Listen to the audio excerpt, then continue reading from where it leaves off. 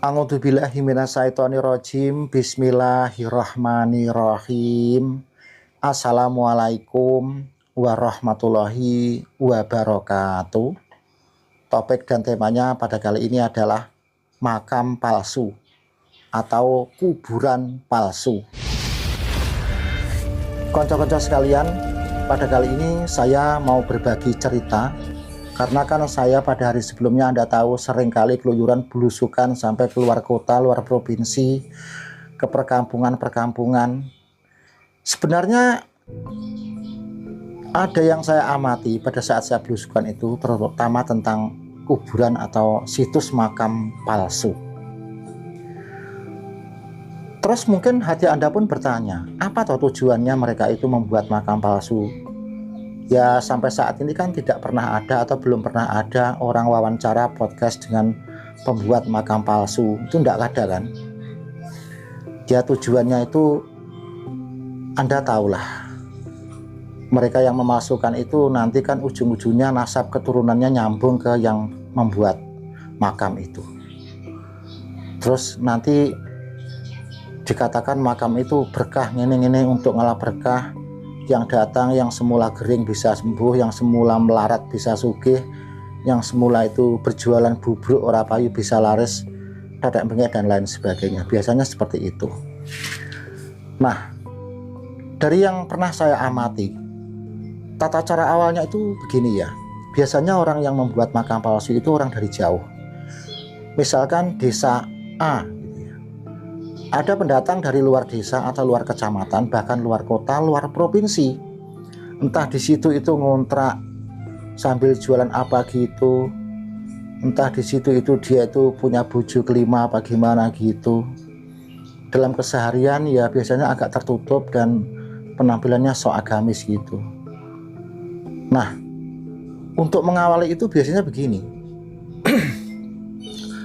Warga setempat itu diambil hatinya, Pak D, Mbok D, Mbak I, dan lain sebagainya. Suatu saat ada momen yang tepat diajak ngobrol begini, Pak, Mbah, sebenarnya Anda sekalian warga satu kampung ini keturunan dari ulama, keturunan dari syekh, keturunan dari wali, Pak. Jadi warga kampung ini sebenarnya ya masih nasab keturunannya orang-orang penyebar agama Islam. Nah, biasanya seperti itu. Nah, pastilah orang di kampung itu ya penasaran ya, mendengar kata semacam itu juga bombong hatinya. Dan yang pasti nanti ada pertanyaan balik, loh Bapak kok mengerti ya? Wah berarti iki wong ngerti iki. Terus saya itu keturunan siapa ya Pak? Dulu itu keturunannya Sayyid Abdul bin Jolali apa gimana gitu. Terus dalam kurung itu nama Jawa. Tentunya warga setempat ya berbunga-bunga. Oh bapak ini pinter ya berarti ya ini ya. Karena warga setempat itu belum tahu kartunya orang tersebut. Nah nanti di lain waktu atau di kemudian hari, orang itu mengasih berita yang kedua. Begini Pak, saya kan punya teman itu juga waskito, punya mata batin ke-16. Berdasarkan hasil penerawangan dan ritual meremelek pencelak-pencelak itu memang di sini itu dulunya ada leluhur sampean yang sampai sekarang tidak dirawat tempat dan makamnya. Nah tempatnya di sebelah situ, di pojokan sanding sapiteng, sanding bekas jumbleng, buangan tai. Memang ada seperti itu, memang ada, saya tahu itu ya. Terus tempat yang ditunjuk itu bukanlah tanah yang bersertifikat milik warga, tetapi itu tanah negara, tanah PJKA, tanah pengairan, biasanya seperti itu. Karena kalau di tempat-tempat yang bersertifikat milik warga nanti takut diubrak-abrik atau digugat. Nah setelah itu, setelah warga itu kelihatannya percaya, lalu di kemudian hari tempat itu ditandai. Terus ya titik tertentu atau tempat yang ditunjuk itu biasanya terus diadakan acara itu saji panggang, disolawati, di ngaji-ngajiin satu rombongan gitu dengan kremjah. Terus nanti nyicil dikasih patok di apa gitu, terus patok itu dikasih kain, terus nanti ditulisi Said apa gitu, nah, terus ditulis lagi nasab semacam itu. Itu betul itu. Saya itu sering mengamati semacam itu. Walaupun saya cerita ini tidak ada bukti, tetapi pada saat saya di lapangan, saya mencermati, mendengarkan cerita-cerita warga setempat itu, ya begitu. Dan mereka itu tidak sadar kalau sebenarnya membuat makam palsu itu seperti itu. Dan sampai sekarang kan ya itu ya tidak mungkin ya ada orang wawancara dengan pembuat makam palsu, itu tidak ada itu. Tidak mungkin lah. Tergantung kita itu peka, cermat atau tidak. Jadi seperti itu.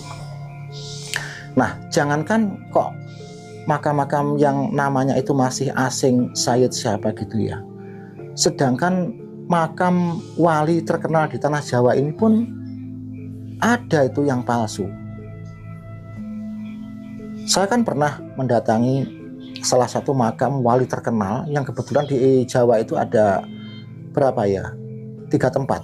Yang asli memang 1. Terus yang lainnya itu begini. Saya kan datang ngomong dengan juru kunci minta izin untuk nyuting atau ngeblok gitu saja. Ya tentunya saya ya tidak seperti mereka para peziarah itu tidak. Kalau peziarah itu kan ya wis dikodawuh dengan apa yang dikatakan situ. Dan setelah saya itu izin itu ya, itu saya dengerin nguping terus. Mereka yang datang itu apa ya tujuannya? Kalau sekedar kirim doa kok rasanya tidak mungkin ya. Soalnya dengan wajah-wajah yang membawa masalah gitu ya. Nah terus saya nguping, jenengan dalamnya pundi Bu? Oh dari kota sana. Dan iki enten parigawe nopo? Loh, saya kaget. Pada umumnya kan orang berziarah itu kan kirim doa kepada yang ada di situ, yang meninggal di situ. Kok niki enten penurunan parigawe nopo? Saya nguping terus katanya ibunya itu sakit apa gitu loh supaya sembuh. Oh alah. Terus ada lagi, saya tuh pura-pura betulin HP, pura-pura buka WA gitu. Ada lagi, terus salaman sambil ngasih amplop ya, entah isinya berapa saya juga tidak tahu. Dan ini enten kepentingan apa? Oh ngeten Pak, yoga kula niku kan niki bakdo sekolah, lulus sekolah dari asal penggawean. Terus ceritanya gimana? Saya udah paham, tidak perlu saya nguping sepenuhnya. Saya terus pergi. Apakah itu ya yang dikatakan ngalap berkah? Nah, padahal layaknya itu orang datang ke tempat makam itu kan kita itu memberi doa. Nah, terus ada lagi. Saya pernah datang lagi ke pesariannya Syekh Subakir. Di situ kan walaupun saya itu orang seperti begini, kalau datang ziarah ke makam kan kita itu yang datang itu mendoakan orang yang didatangi, kan begitu ya kalau menurut ajaran Islam. Di kolom komentar itu dikatakan tidak layak. Katanya saya itu tidak layak mendoakan Syekh Subakir. Yang layak Anda itu mengalap berkah. Loh, gak keliru tak, gak bahaya tak. Saya juga tertawa. Oh, jebule gitu ya. Nah, ini saya pernah mengamati sebuah makam. Saya tidak mengatakan palsu ya itu tadi ya bisa juga dikatakan palsu, ya juga bisa dikatakan tidak. Kalau satu orang makamnya 3 itu berarti yang 2 palsu. Itu begini, orang yang datang itu saya hitung ya, kan di situ ada semacam resepsionis atau semacam buku tamu gitu. Orang satu bis itu ya satu persatu ya ngasih semua, entah berapa itu. Waduh banyak juga ya. Orang satu elep isinya 15 orang. Berapa itu satu elep tuh? 8 orang apa gimana itu? Belum kalau satu bis 3/4 itu ngamplop semua. Oh pantesan di tempat-tempat lain banyak yang ngoyo bikin makam palsu gitu. Terus selanjutnya mereka yang membuat makam palsu itu kan ada yang golongan orang yang punya modal, punya pengikut, ada juga yang modalnya itu pas-pasan. Seperti halnya di Kabupaten Tuban, dekat dengan sebuah gua itu kebetulan ya dekat kali.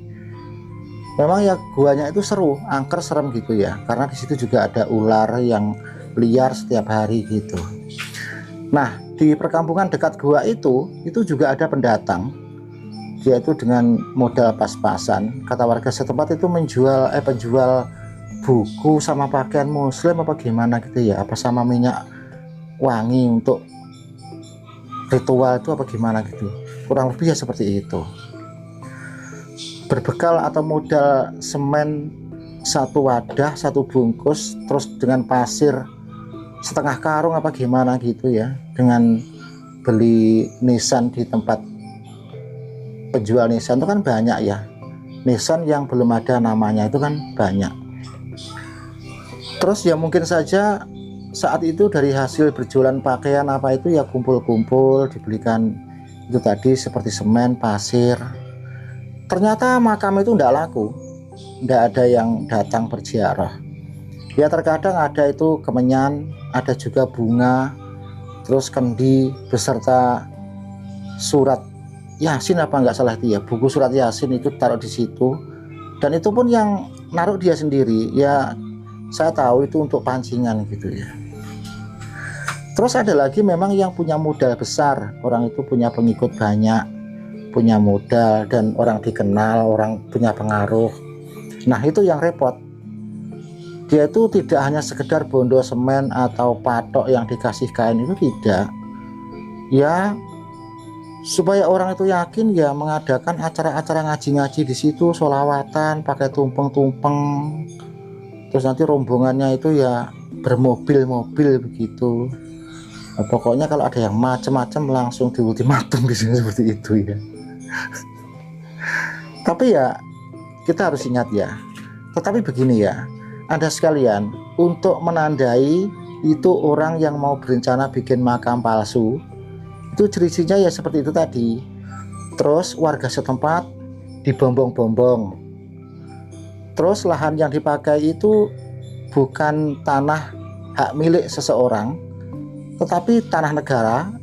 Tanah negara seperti tanah PJKA, tanah perhutani, tanah pengairan, atau di tempat-tempat yang pokoknya enggak, itulah ya, bukan milik orang itu aja, di pinggir kali apa gimana gitu. Saya tahu itu di Bojonegoro pun ada, itu di tanah negara, bersebelahan dengan makam yang sudah dikenal, yang katanya itu penyebar agama Islam. Bahkan makam palsu pun pencitraannya dulu semasa hidupnya adalah penyebar agama Islam, biasanya seperti itu. Itu sebenarnya dua-duanya juga makam palsu. Karena apa? Makam yang satunya itu tidak usah saya sebutkan ya, sudah populer. Itu di mana-mana tempat ada nama yang serupa dengan itu. Terus di sebelahnya itu baru sekitar 4 tahun saya menanyakan pada juru kunci makam yang sudah jadi itu, Pak itu kosong, gak ada apa-apa nih lagi ya, itu makam kosong. Padahal juru kunci yang saya tanya itu, yang ditungguin itu juga ya masih meragukan. Terus di tempat itu ada batu curing yang bentuknya itu unik, bentuknya itu mistis dan sakral. Batu curing itu yang ada di Kabupaten Tuban. Nah di Rengel ya, di sebelahnya POM itu kan ada orang berjualan batu curing seni untuk bonsai. Nah batu yang unik dibeli sama pembuat makam palsu itu, ditaruh di tempat yang saya ceritakan itu tadi. Nah batu itu dikasih bunga-bunga, kemenyan apa gitu, terus dibersihkan ya, terus dikasih properti, kadang huruf Bono Coroko apa gitu, itu di tanah negara itu. Itu juga saya telusuri warga setempat, ternyata keterangannya itu jawabannya sama, itu orang dari jauh mas. Nah terus tempat tempuh dia kadang di sini kadang enggak, di situ kontrak. Itu di Bojonegoro itu juga ada, bahkan ada pula yang di tengah hutan. Nah, itu juga gitu. Saya telusuri, bukan berarti dulunya itu ada seseorang yang dimakamkan di situ, tidak, tetapi ya itu tadi. Terus ada lagi begini ya, itu ya, misalkan di sebuah tempat ada sebuah situs gini, saya ulang ya. Terus ada lagi misalkan di sebuah perkampungan, terus orangnya itu lugu-lugu, polos-polos. Terus di situ ada sebuah punden. Punden itu kan orang yang pertama kali babat cikal bakal di desa tersebut. Sedangkan punden itu biasanya kan nama-nama Jawa.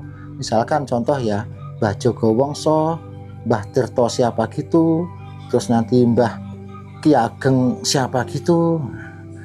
Nah itu biasanya ditambahkan nama itu nama Jawa gitu ya, misalkan Mbah Onggo siapa gitu atau Mbah Sarip siapa gitu ya, itu dalam kurung dikasih nama Arab. Nah, itu ngeklaim. Jadi itu bukan bikin makam tetapi ngeklaim punden yang sudah populer, biasanya seperti itu. Pokoknya prosesnya itu saya tahu ya, sebenarnya itu ya, tahu persis lah. Wong saya ini keluyuran tidak hanya satu kota, 2 kota. Setiap kali ada punden yang sepertinya itu serem gitu ya, saya lirik, saya ngobrol-ngobrol dengan warga, ceritanya bagaimana. Kadang ya, oh ini punden desa pak niki gitu. Ada pula yang, wah ini anu pak, penyebar agama Islam pak, niki pundene wali. Saya tanya lagi, loh kok sakit sih niki sanjangi? Wonten pak, tiang sange tebeh. Ya yang dimaksud itu kan orang berkedok kiai ya, bukan saya mengatakan kiai, tetapi orang berkedok kiai. Saking mereka loh, seperti itu. Terus ada lagi itu di Sekar itu di tengah hutan. Di situ kan banyak ya batu-batu yang bentuknya unik. Kebetulan di situ ada sebuah batu unik pokoknya bentuknya itu. Nah, itu inisiatornya orang dari Bojonegoro arah Lamongan. Tidak usah saya sebutkan kecamatannya. Itu juga gitu, katanya pernah mimpi dulu ketemu dengan yang Semar apa gimana gitu, suruh begini suruh begitu. Jadi makam palsu itu modusnya banyak, tidak hanya satu jenis saja. Proses makam palsu itu dengan berbeda-beda cara, tidak hanya satu cara saja. Ada yang makam punden yang sudah jadi itu diklaim dengan cara nama di dalam kurung itu tadi. Terus warga setempat nanti orang yang berpengaruh di situ didekati, dipepeti gitu. Terus ada lagi dengan ritual meremelek, pencelak gitu, hasil mimpi, pokoknya seperti itu. Nah terus ya tujuannya ya enggak tahu ya, karena ya itu tadi sudah saya katakan berulang kali. Sampai sekarang tidak pernah ada podcast atau wawancara dengan pembuat makam palsu, itu kan enggak ada. Dan mereka itu pun ya juga tidak mau mengakui. Tapi biasanya kalau sudah ke pojok ketahuan warga gitu ya, misalkan warga desa A, terus nanti ada orang yang berpengalaman datang memberikan masukan kepada warga desa A, terus ketahuan, dia itu biasanya pergi dari situ. Dan orang yang memberitahu itu ya, itu juga kadang dilawan kalau dia masih bisa melawan ya, katanya itu provokasi, menghasut warga gitu. Karena ya andalannya kan gitu. Kalau misalkan ada orang yang datang ke sebuah desa memberitahu kepada warga, memberi pencerahan, dia itu menuding provokasi, provokator, menghasut warga gitu. Tapi kalau dia nanti kalah, misalkan warga itu lebih percaya pada orang yang memberitahu, ya dia itu pergi gitu. Nah di Mojokerto, di Jombang, di mana-mana kita semua tahu lah, makam palsu itu kalau mereka itu selagi masih bisa memenangkan perkara gitu ya. Tetapi kalau dia itu sudah ke pojok, tidak berkutik, ya biasanya pergi gitu. Nah itu saja ya, semoga video ini bermanfaat, berguna bagi Anda sekalian. Bila ada sesuatu kalau omong ya mohon maaf. Wassalamualaikum warahmatullahi wabarakatuh.